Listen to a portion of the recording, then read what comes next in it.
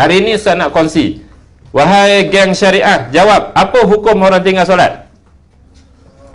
Dosa tu anak Ustaz 4 tahun pun tahu. Lagi, apa hukum tinggal solat? Masuk neraka, anak Ustaz 6 tahun tahu. Ini dah kadet parapis ni. Ya, apa hukum tinggal solat? Dengan elok Ustaz bacakan hukumnya. Sebab kalau Ustaz cakap mulut nanti takut tertinggal. Ya, okey.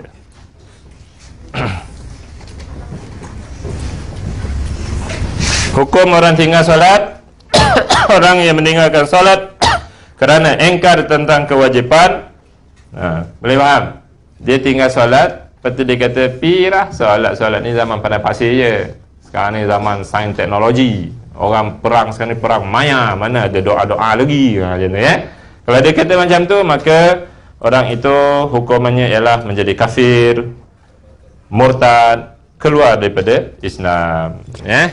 Jadi insya-Allah tak ada kot di kalangan kita ya. Kategori yang dua, orang yang meninggalkan salat kerana malas atau meringan-ringankannya. Nanti dah kerja, nanti kita orang solat lah. Bila dah kerja pula, nantilah 40 tahun nanti kita orang solat lah. Ya?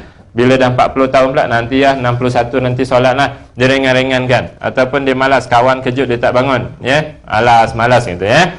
Maka Imam Ahmad rahimahullah mazhab Hambali, orang yang meninggalkan solat kerana malas hendaklah dihukum bunuh kerana kufur. Tu.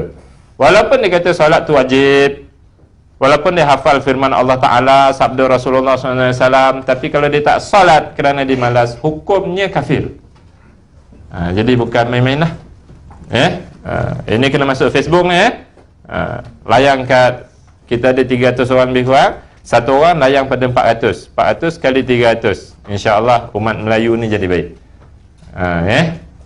Okey. Kemudian mazhab Maliki dan Syafi'i, ini mazhab kita ni, orang yang meninggalkan solat tanpa keuzuran walaupun hanya meninggalkan satu solat. Solat apa yang kerap orang tinggal? Tak betul, solat asar. Solat asar lah solat yang paling ramai orang tinggalkan. Sebab itu Allah SWT pesan, hafizu ala salawati was salatil wusta, was salatil wusta. Salatil wusta, hendaklah kamu pelihara, jaga solat, terutama solat wusta. Solat wusta tu tafsir dia apa? Asar. Tu ya. Okey, jadi walaupun tinggal satu solat, hendaklah diminta bertaubat selama 3 hari. Seperti mana orang murtad diminta bertaubat, maksudnya kena ada satu pasukan keselamatan, polis untuk menangkap orang yang tak solat ni dan ditahan reman. Ini dalam sistem pemerintahan kerajaan Islam.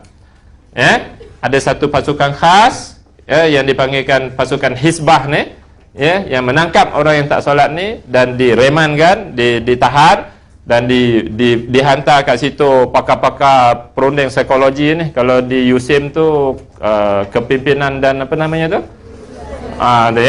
Pakar-pakar situ tu, Dr. Rosdannya, Profesor Zulnya, Profesor macam-macam lagi tu kena pergi nasihat dia.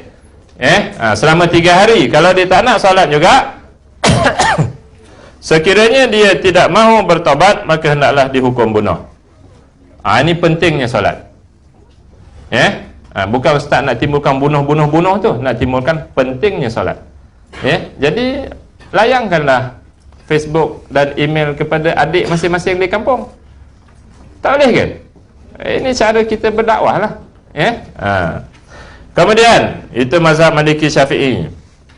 Hukum bunuh ini adalah sebagai hukuman had, hudud, bukan disebabkan kafir. Fuqaha ahli fiqh mazhab Hanafi pula berpendapat orang yang meninggalkan solat kerana malas, hukumnya adalah menjadi orang fasik yang perlu dipenjara. Siapa yang nak penjarakan ni? Tak boleh ustaz, tak boleh orang biasa. Dia mesti pihak pemerintah. Ada pasukannya. Dan disebat dengan kuat. Dalam penjara dia bukan buat rotan je, bukan buat bakul. Disebat dengan kuat sehingga dia menunaikan solat. Kalau tidak, dia perlu dipenjarakan sehingga mati. Meaning kat sini, anak-anak sekalian, pegawai-pegawai sekalian, orang tak solat dalam sistem pemerintahan Islam, dia tak boleh ada dalam masyarakat. Berlaku pecah manah tak?